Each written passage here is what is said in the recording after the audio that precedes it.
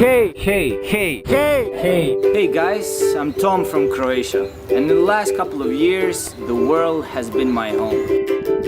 I travel, I hitchhike, cars, trucks, horses, motorcycles, boats.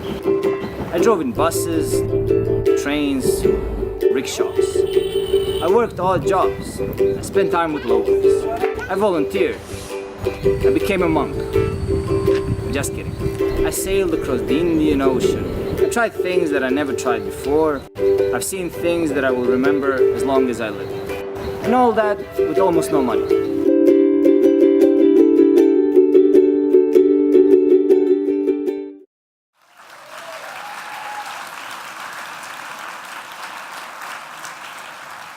That's pretty much it, actually. Thank you very much. No, most of the people, when they see this video, they react with, wow, I wish I could travel like that. And the thing is, most of us actually can.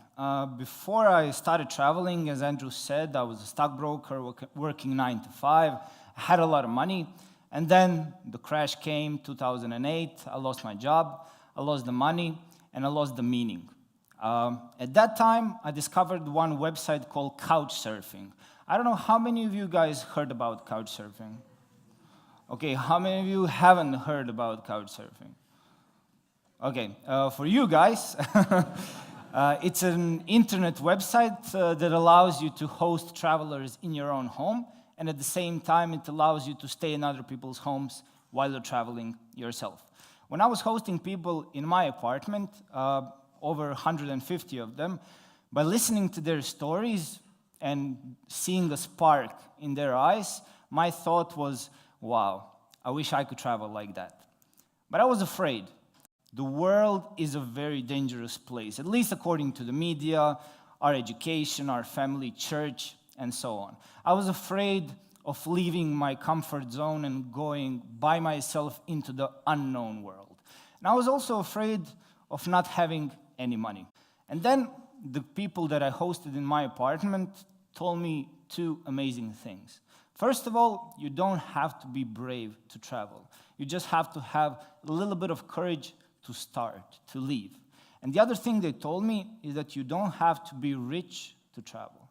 Actually, all expenses while you're traveling fall into three major categories. First is transportation, to get from point A to point B. The other thing is accommodation, and the last is everything else, food, drinks, and so on. And they told me if you minimize those three expenses to some minimum, it can be actually cheaper to travel than live in your own city. I listened to them, and for the next 5 years, I've been traveling around the world with almost no money. And this is how I did it. First thing, I hitchhiked.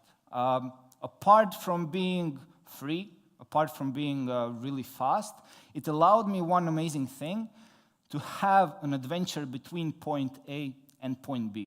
Now, how many of you guys have ever hitchhiked, maybe? Okay, well, quite a lot. Well, why? What are you doing? Okay, I'm gonna play you a short video called Hitchhiking Guide, just to tell you a few unwritten rules about hitchhiking and some of my experiences.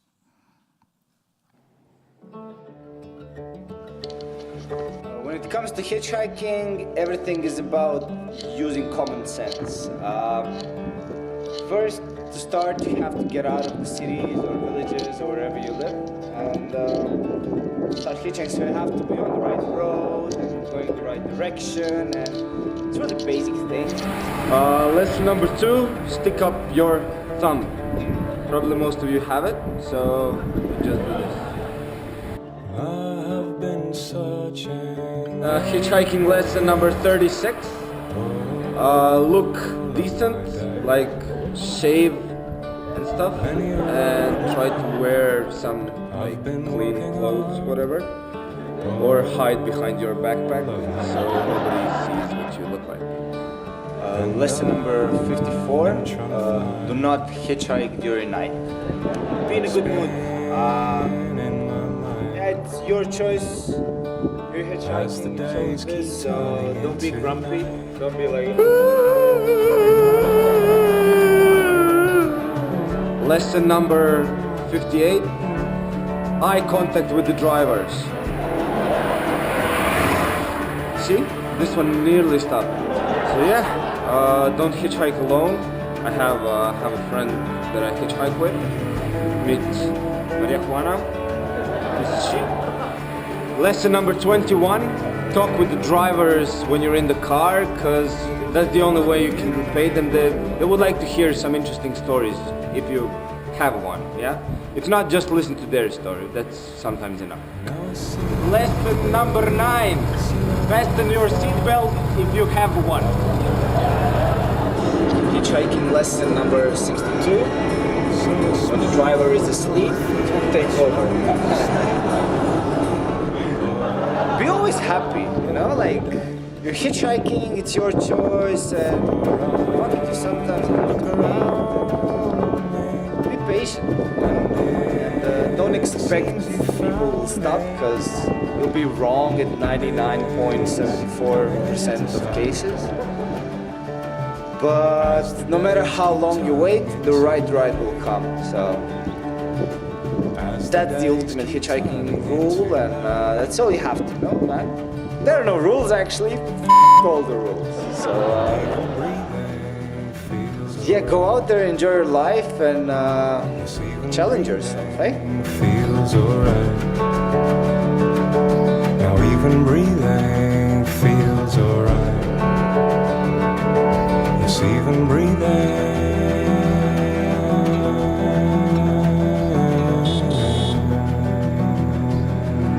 feels alright.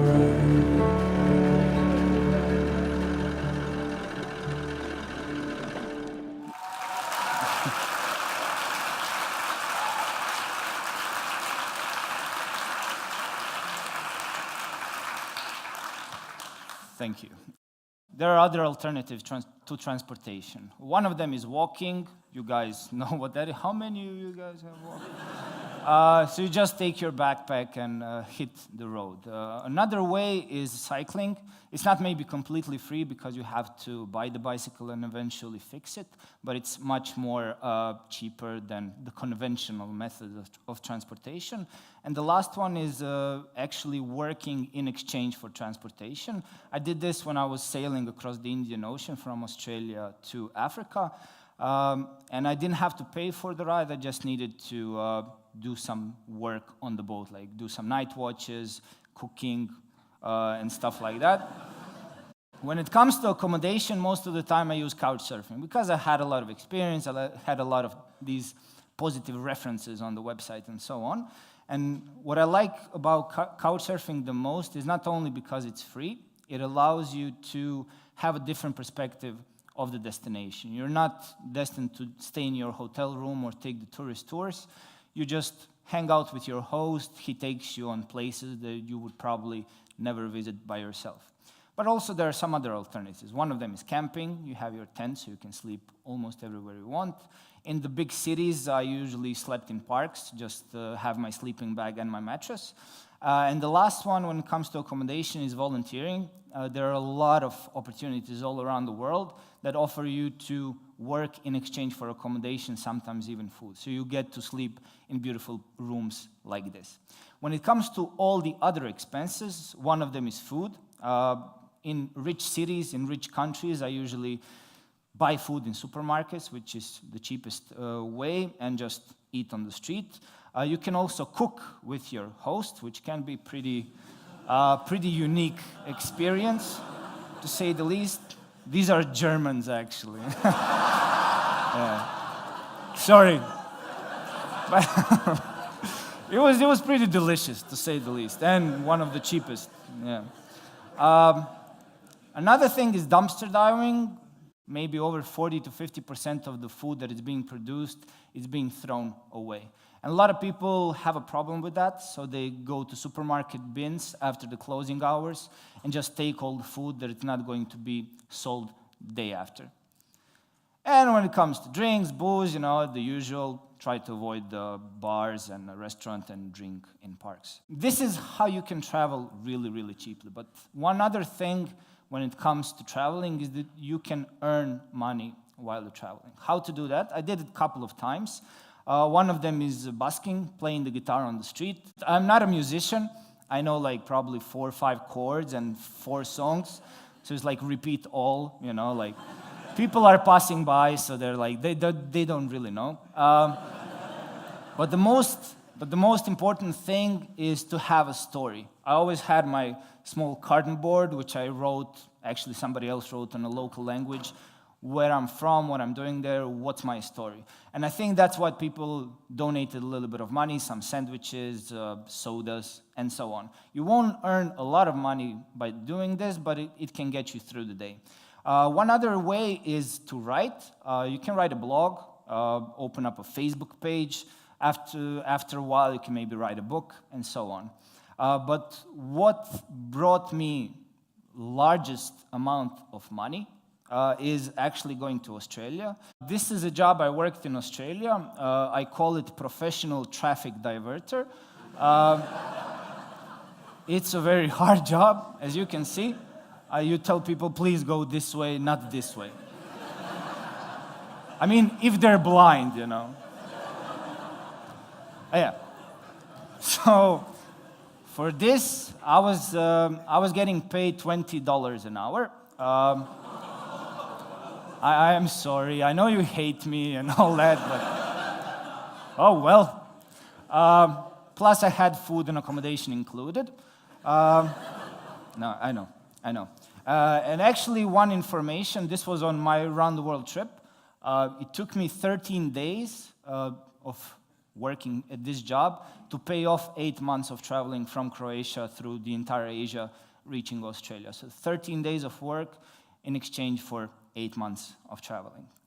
So what have I learned on all these trips? Have I found the meaning of life and so on? That's what my mom asked me, like, oh, you know, we were really scared for all these years, but was it worth it? And my answer is always definitely yes. I've learned a lot of things. Most of them are just like some personal nature things, so I won't be talking about that. But I also learned some general truths, so to speak. I learned not to trust media and all their horror stories. I learned that we should preserve our earth, like it's the only one we have, and the only one with chocolate, right? I learned to tear down my prejudices. That was probably one of the most important things. I've learned that all the people around the world, no matter how much we try to point out the differences between the cultures, races, religions, and so on, we're all actually basically the same. I have a small story, short story about these prejudices that I encountered while I was traveling. When I was leaving Croatia and heading on my round the world trip, everybody was telling me, be careful. It's very dangerous, you know, you're going to hitchhike, you're going to sleep in other people's homes and stuff like that.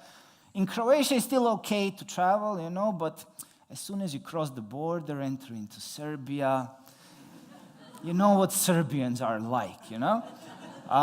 Be very, very careful, somebody might kill you. And I'm like, okay, thank you for the warning. And I crossed the border, enter into Serbia, amazing adventures, amazing people I met, people picking me up, taking me out, sleeping in their homes, really, really amazing experiences.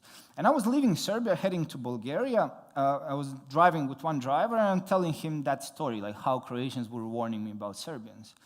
And he's like, brother, you know, that's complete nonsense. Croatians and Serbians, we're all brothers. But Bulgarians, when you cross the border, enter into Bulgaria, you know what Bulgarians are like. A lot of gypsies, man, you know. Be very careful, somebody might kill you. And I enter Bulgaria, the same story all over again. Amazing experiences, people were just extremely friendly. And then I was driving with one truck driver going towards Turkey, and I was telling him the same story, like how Croatians warned me about Serbians, Serbians about Bulgarians. And he's like, brother, you know, that's complete nonsense. You know, Croatians, Serbians, Bulgarians, we're all Balkan brothers. But Turkish people, oh my God. You know what Turkish people are like, you know, very dangerous, somebody might kill you. Turkish people warn me about Kurdish people about Iranis about Pakistanis about Indians.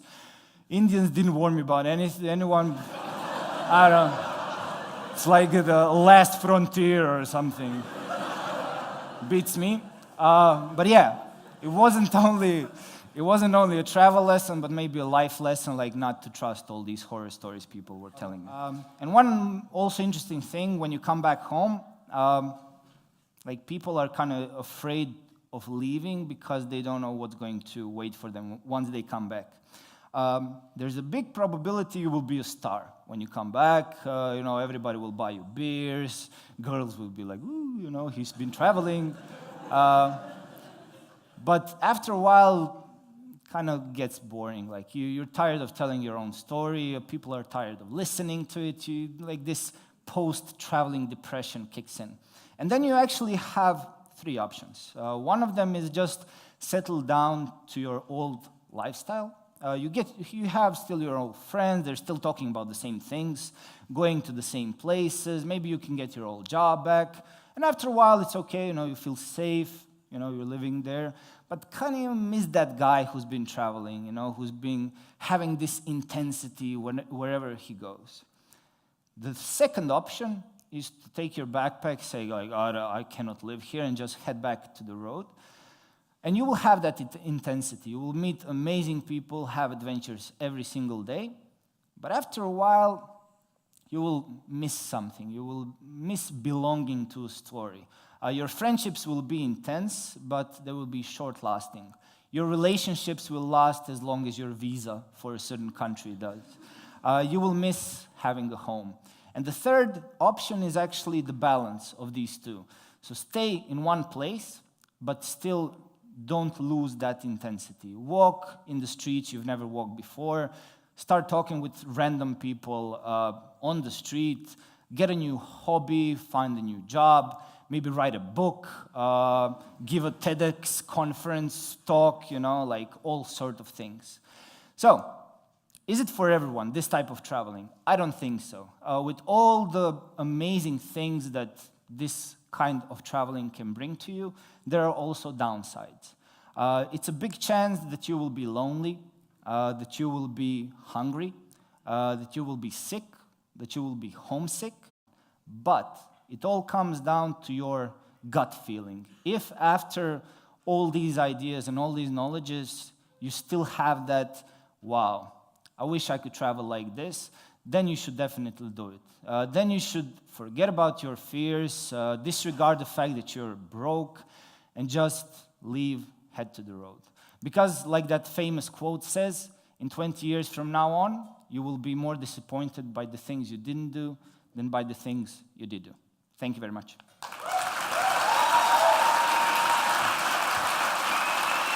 Good job.